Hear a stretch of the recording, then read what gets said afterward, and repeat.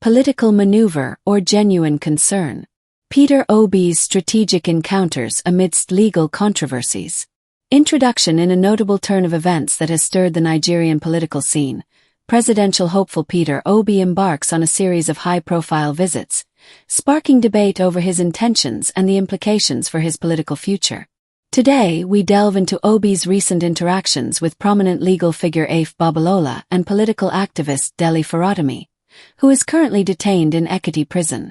These visits come at a crucial time, raising questions about strategy, alliances, and genuine political reform. A plea for guidance or a strategic alignment. Peter Obi's visit to Afe Babalola was publicly branded as a plea for wisdom and guidance, but insiders suggest a deeper strategic motive. Babalola, a revered figure in Nigerian legal circles, has recently been embroiled in controversy over allegations of judicial corruption. Obi's meeting with Babalola could be seen as an attempt to align himself with a powerful legal ally or to distance himself from ongoing legal scandals. Critics argue that aligning with a figure like Babalola might be a calculated risk, potentially alienating more reform-minded supporters. A visit to Dele Farotimi. Political solidarity or optical play. Following his meeting with Babalola, Obi made a poignant visit to Dele Farotimi in Ekiti Prison. Farotimi, a vocal critic of government corruption and advocate for democratic integrity, represents a stark contrast to the legal controversies surrounding Babalola. Obi's visit to Farotimi could be interpreted as an effort to balance his political image, demonstrating solidarity with a known reformist. This move might be aimed at recapturing the trust of younger, more progressive segments of the electorate who are disillusioned with traditional politics. The implications of Obi's political tour. These back-to-back visits signify a critical pivot in Obi's campaign strategy, possibly indicating a shift towards a more nuanced political posture as elections draw near. By engaging with both a legal heavyweight and a reformist icon, Obi may be trying to bridge complex divides within his supporter base and the broader electorate. However, the effectiveness of this strategy remains to be seen, as it risks being seen as opportunistic rather than substantive. Peter Obi's recent engagements with Afe Babalola and Dele Farotimi highlight a potentially transformative moment in his political journey. These visits reflect the delicate balance between legal authority and ethical reform that Obi aims to navigate. As Nigeria heads towards a pivotal election, the reactions to Obi's actions will likely influence his political capital and, possibly, the future trajectory of the nation's leadership. We invite our viewers to share their thoughts on Peter Obi's recent political moves. Do they represent a genuine effort towards meaningful change, or are they a strategic ploy to gain electoral advantage? Join the conversation on our social media platforms, share this story, and stay tuned as we continue to provide in-depth coverage of this evolving political narrative. Your insights are crucial as we decode the complexities of Nigerian politics together.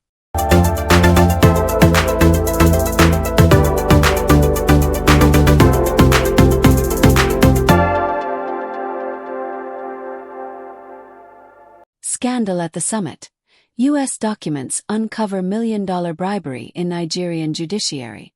Introduction. In a striking revelation that has sent shockwaves through the corridors of Nigerian politics and justice, new documents released by U.S. authorities detail a significant bribery scandal involving one of Nigeria's most respected legal figures, Afe Babalola.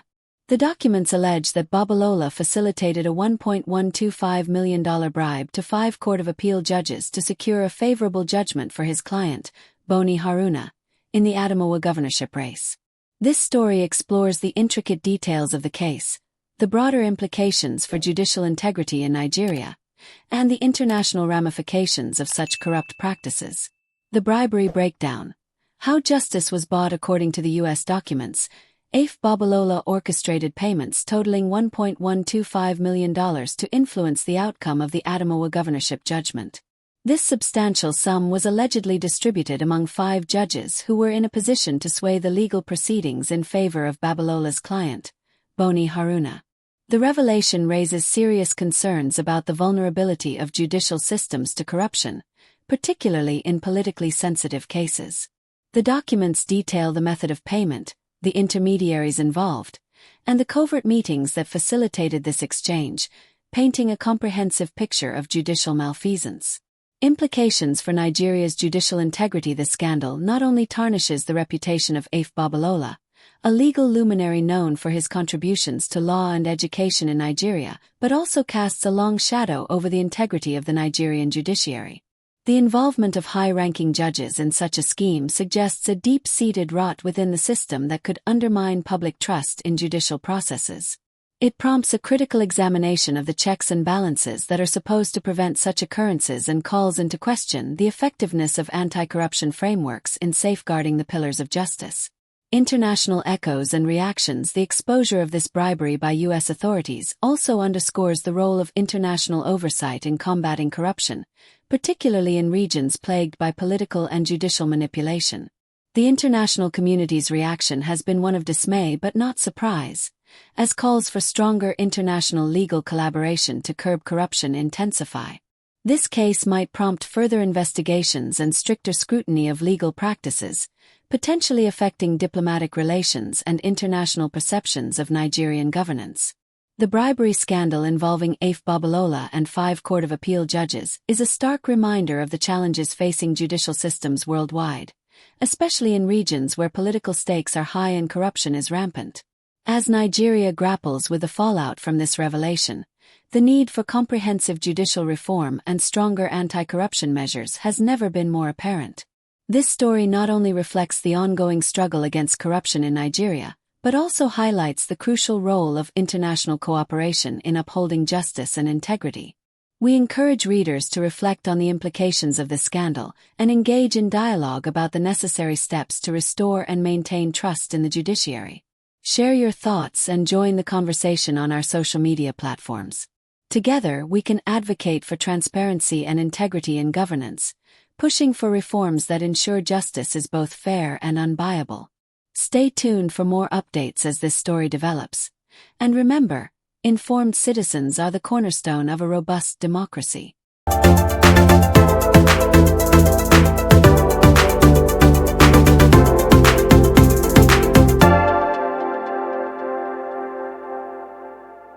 Beyond borders. The global reach of the Igbo language. The Igbo language, native to the people of southeastern Nigeria, resonates far beyond its geographical origins. Today, we explore the cultural and linguistic ties that extend the Igbo language into 5 different countries around the world. This feature delves into the history, the communities, and the cultural significance of Igbo-speaking populations outside Nigeria, providing a unique perspective on how languages can bridge nations and cultures. The spread of Igbo. A historical perspective. The dissemination of the Igbo language beyond Nigeria is a testament to the migratory patterns and the enduring cultural connections of the Igbo people. Historically, economic, social, and political factors have driven Igbos to seek opportunities abroad, taking their language and culture with them. These migrations have established significant Igbo-speaking communities in countries like Cameroon, Equatorial Guinea, and beyond. Each community, while rooted in the same linguistic traditions, has adapted and evolved in unique ways that reflect their diverse experiences and the influences of their adopted cultures. Current Igbo-speaking countries and communities. Apart from Nigeria, the Igbo language has found a voice in countries such as Cameroon, Ghana, Equatorial Guinea, and Ivory Coast. Each of these countries hosts a vibrant community of Igbo speakers who maintain their language and culture through various forms of social organization, including cultural festivals, traditional Igbo schools, and community gatherings. For example, in Cameroon, the Igbo language is spoken not only within the community but also in some local markets and public spaces, indicating its integration into the local linguistic landscape. Cultural and economic implications. The presence of Igbo-speaking communities in these countries has profound cultural and economic implications. Culturally, it promotes a rich exchange between the Igbo culture and the host nations, enriching the local social fabric. Economically, the Igbo diaspora contributes significantly to the economies of these countries through entrepreneurship, trade, and the arts. Moreover, the transnational networks formed through these communities facilitate international trade and cultural exchanges that strengthen ties between Nigeria and the host countries. The story of the Igbo languages spread across borders is a powerful reminder of the dynamic nature of cultural identity and the interconnectedness of our global society.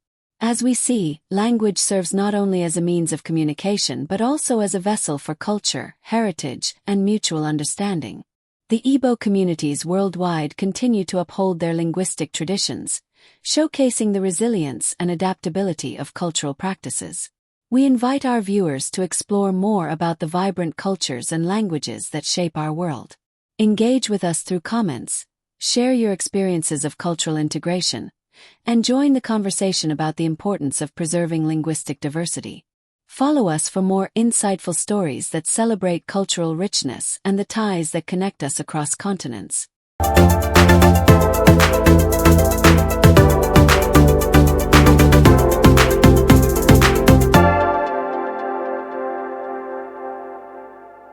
A leap towards unity.